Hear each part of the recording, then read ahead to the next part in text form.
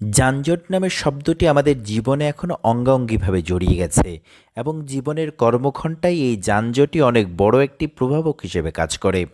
তবে আহ, স্থায়ী যানজটের সমাধান এটি হয়তো অনেক পরিকল্পনার বিষয়।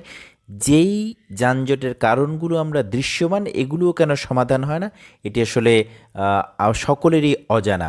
বিশেষ করে যেমন ফুটপাত দখল, রাস্তাঘাট দখল এবং রাস্তার উপর বিশেষ করে বাজার বসানো।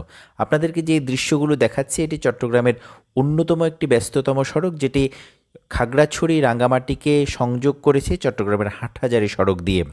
হাটহাজারী থেকে অক্সিজেন পর্যন্ত এই রাস্তার দুধারে বেশ কয়েকটি জায়গায় এভাবে এই রাস্তার উপর বাজার বসানো হয় এবং বড়দিঘির পাড়ের এই যানজটটি এটি আসলে প্রত্যেকের যারা এই রাস্তা দিয়ে চলাচল করেন তাদের নিয়তি হয়ে দাঁড়িয়েছে।